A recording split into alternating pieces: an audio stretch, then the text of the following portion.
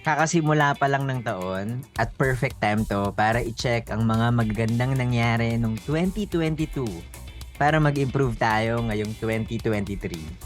Kaya as I look back, isa sa mga bagay na sobrang proud ako at grateful noong nakarang taon ay yung pag-increase ng aking productivity.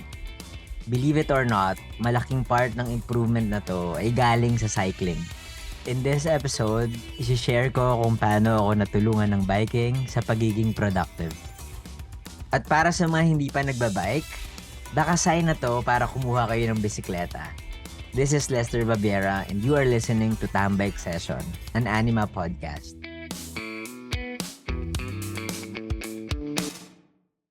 Ang dami kong nabasa at binasa ulit na self-help books last year. Andyan yung Atomic Habits, The Power of Now, The 7 Habits of Highly Effective People, etc. etc. Siguro nagbasa ulit ako ng mga gandong klaseng libro kasi bumabalik na tayo sa pre-pandemic life. Well, somehow, parang same but different. At parang may sense of more challenge ngayon. Kasi siguro 2 years na medyo idle ang buhay and ngayon bumubuhos bigla yung trabaho tsaka yung mga iba't ibang responsibilidad. Tinatanong ko yung sarili ko, babalik ba ako sa dati, sa nakagawian ko bago yung lockdown? Pero personally, may mga bagay na nakasanayan ako during the past 2 years na ayoko i-give up, mga personal projects at lifestyle. So iniisip ko, paano ko ba 'to gagawin? Yung pagsasabayin yung luma at bago. Pagko-combine yung mga ginagawa ko noon tsaka yung mga ginagawa ko ngayon. Sa tingin ko naging productive naman ako nung 2022.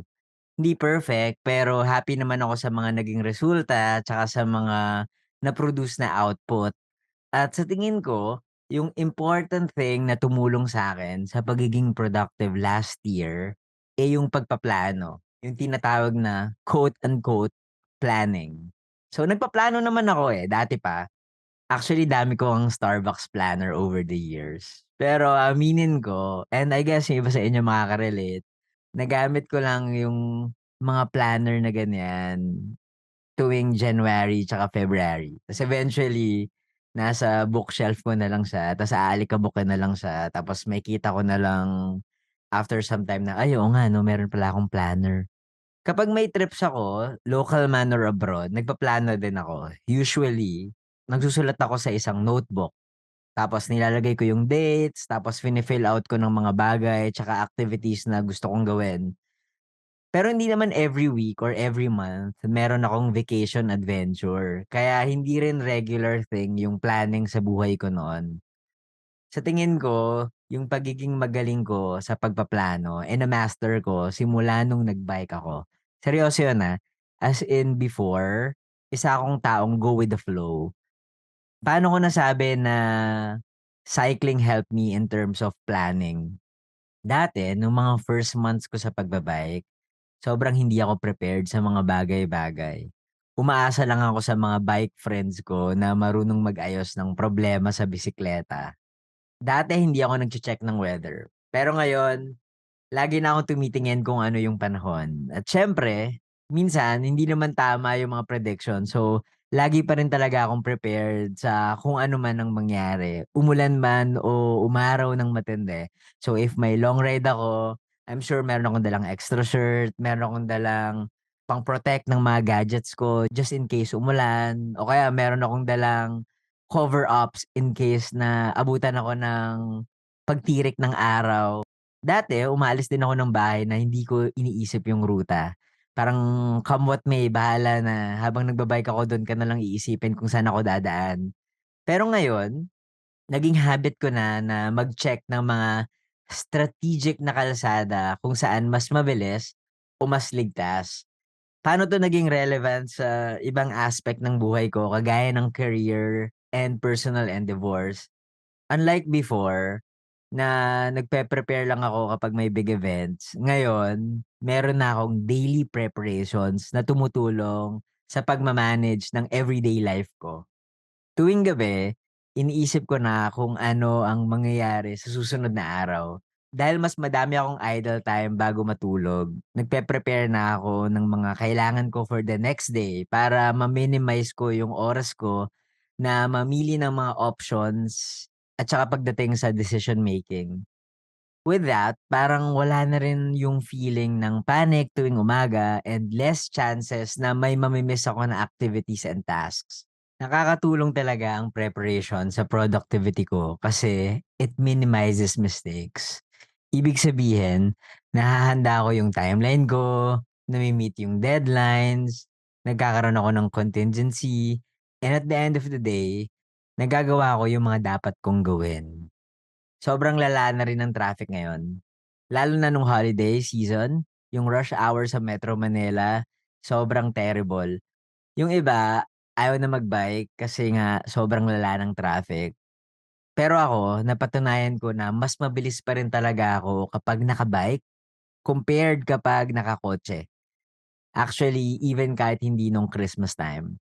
Nakakatulong yung pagbabike sa pagiging productive ko kasi nakakarating ako on time sa mga meetings or shoots or kung saan man ako dapat pumunta. Nakakauwi rin ako ng maaga. Hindi ko kailangan maghintay matapos yung rush hour. Hindi ko kailangan ma-stress kaka-book ng Grab or taxi. Hindi ako nakikipagsiksikan or naghihintay sa public transport na hindi naman darating. Hindi rin ako napapagastos kasi mas konti yung oras ko na nasa labas ng bahay. Yung oras kasi yung pinakaimportante, at least para sa akin para maging productive. Kapag kulang yung oras ko, hindi ko nagagawa ng maayos yung mga kailangan kong gawin. O mas malala, hindi ko talaga magagawa yung tasks. Kapag mas madami kasi akong oras, mas madami akong nagagawa.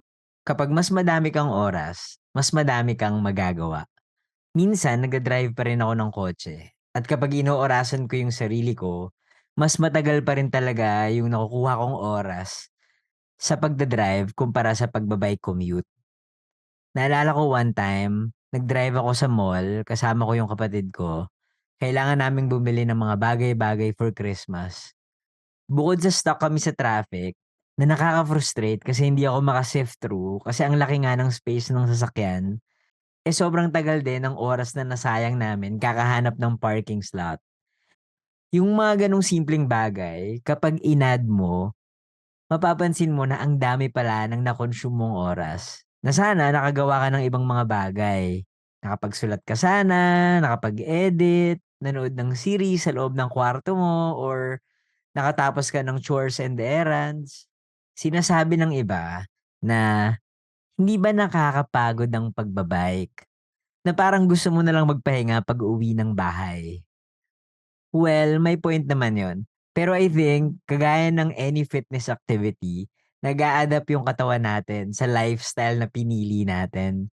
In my case, parang nasanay na yung katawan ko sa biking na hindi na ako nakakaramdam ng pagod pag-uwi. Unless mga 80 kilometers or 100 kilometers yung na-ride ko.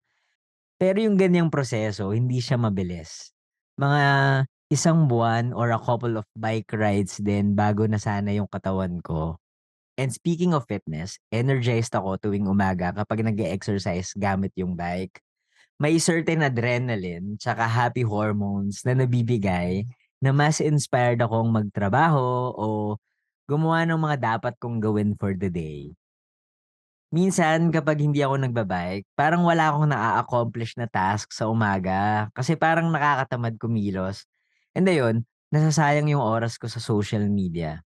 Isa sa mga tips na natanggap ko about productivity ay yung una mo daw gagawin pagkagising mo ay ayusin mo yung kama mo. Ayusin mo yung unan, yung kumot, yung bed sheets. After that, may feeling ng sense of accomplishment at mai-inspire kang gumawa pa ng ibang mga bagay. Na-adapt ko 'yan at masasabi ko na effective nga. Parang first task na na-tick off sa checklist ko.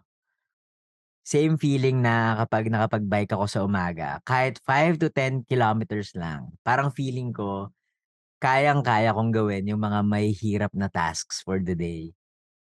Isang productivity tip din na natutunan ko ay meditation. Nung nasa India ako, nag-enroll ako sa isang yoga class At isa sa mga inclusions ay meditation classes. 14-day session, pero nag-give up ako sa second day kasi hindi talaga kaya ng attention span ko. Alam nyo, kapag nagba-bike ako ng solo, para na rin ako nagme-meditate. Hindi ko sinasabi na meditation na yun, It's close to that.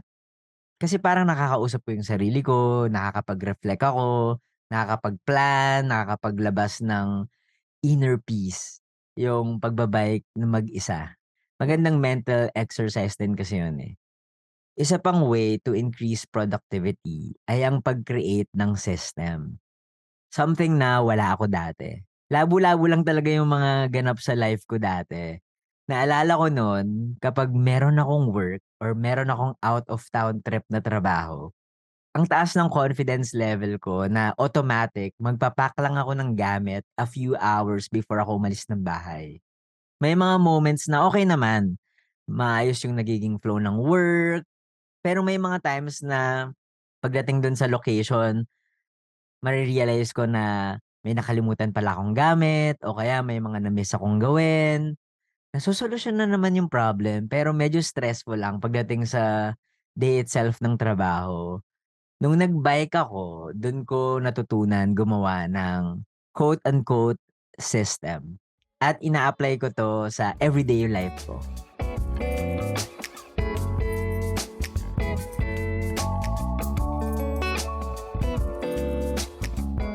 Nung first year ko of riding a bike, go with the flow lang ako lagi. Di ko chine-check yung tire pressure, hindi ko hinuhugasan yung bike ko after maulanan. Parang bahala na, replaceable naman yan lahat. But in the long run, nagkakaroon ako ng mga delays kasi bigla na lang palang may masisira or malalaman ko na lang bago ako mag-ride out sa bahay na meron palang problema na kailangan kong ayusin on the spot. Yung sistema ko for cycling involves a lot of checklist before a ride, especially kapag mahaba. At dapat laging may backup plan. Mukha siyang overwhelming. Maski rin ako nun, kapag nakikita ko yung mga ganyang bagay, parang feeling ko that's too much. Pero kapag regular ka nang nagbabike, makakasanayan mo na rin eh. Tapos magmumukha na lang siyang normal routine na automatic mo na lang din gagawin sa tinatawag mong system. Na-integrate ko na rin yung paggawa ng system simula nung pumasok yung mga trabaho and other responsibilities. Natutunan ko kasi na 'pag meron kang sistema, mas gumagaan yung trabaho. Na kapag hindi ko inayos yung mga plano ko, magkakaroon ako ng mga problema, whether sa bike ride yun or whether sa mga ginagawa ko sa buhay, at hindi lang ako yung maha-hassle, pati na rin yung mga taong kasama ko. In general, disiplina yung natutunan ko sa biking. Importante yan sa pagiging productive. Dito ko na-realize na hindi pwede yung bahala na attitude. At mas maganda pa rin talaga na meron kang nilook forward na steps papunta sa goals mo. Kahit pa konti-konti, na-achieve mo yung dapat mong magawa. Parehas lang din sa cycling. Naalala ko dati, bago ako makakomplete ng first 100 kilometer bike ride ko, nahirapan akong magtapos ng 20 kilometers. Tapos sabi ko, 50 kilometers naman for the next goal. Tapos naging 80, and then nagawa ko yung 100. Gradual steps. Parehas lang sa mga task ko for work and personal goals. Kapag nakakomplete ka ng portion ng needed task mo, mas nakaka-inspire na gumawa pa. Tapos tuloy-tuloy na yan. And eventually, 100% complete na yung ginagawa mo. Naalala ko yung na-feature ko dati sa first bike ride. Si Chris Nikic. Siya yung first person with Down syndrome na nakakomplete ng Ironman. Meron siyang philosophy na 1% better. Yung methodology niya sa mga trainings niya, dapat magiging better siya ng 1% para ma-achieve niya yung 100%. Para sa akin, ang inspiring nun. Tapos doon ko na-realize na lahat ng efforts na ginagawa mo, basta may magawa ka, ay automatic 1% to your 100%. Siyempre, kung kaya mong magawa or kaya mong makagawa ng better than 1%, yun yung ideal na i-achieve. Noong 2022, ang dami kong natutunang productive tips from books, online materials, at from friends. Madami pa na gusto kong i-share, lalo na yung automating simple task and delegating. Noong October, natutunan ko yung mga virtual voice assistants, kagaya ni Alexa ng Amazon. Parehas lang siya kay Siri, tas meron din yung Google. Pero si Alexa yung preferred tool ko na tumulong sa mga simple tasks like scheduling, reminding, alarms, tsaka yung pagbubukas ng mga appliances. Habang may ginagawa akong ibang bagay like work, nagvo-voice command lang ako. Tinatanong ko si Alexa kung anong oras na, pinapabukas ko yung ilaw, nagpapa-remind ako ng mga dapat gawin. Nakaka-save ako ng konting oras kahit papaano. Pero alam nyo, kapag pinagsama-sama mo yung mga maliliit na oras na yon, makikita mo na ang laki pala ng nasisave na time. At legitimate na tulong talaga siya. Kasi hindi siya nakaka-distract sa streak of inspiration and focus, lalo na kapag naka-deep work ka.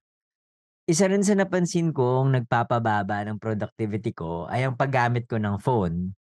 Yung social media, yung notifications, yung mga games, nakaka-distract sila sa mga ginagawa ko.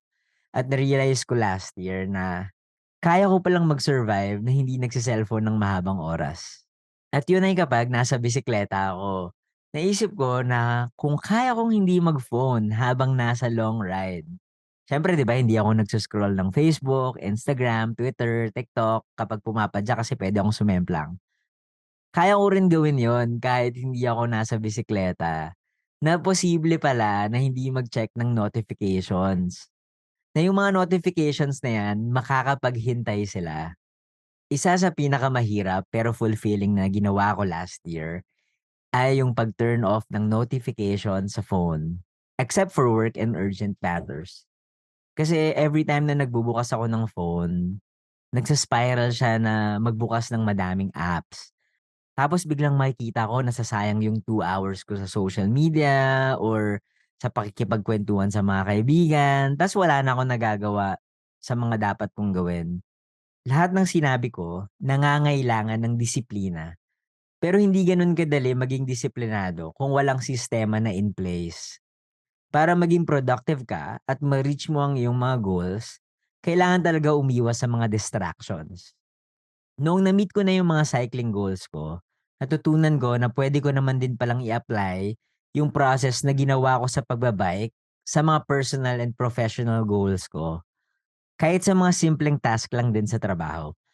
After all these years na pagbabasa, pagbabike lang din pala yung makakapagbigay sa akin ng best productivity hack.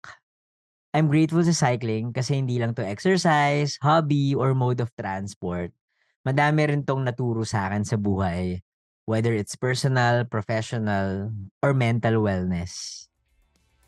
Para sa aming mga listeners at followers dito sa Tambike Session, maraming salamat sa inyong continuous na support. Sobrang inspired ako na gumawa pa ng mas madaming interesting episodes ngayong taon. Happy New Year everyone!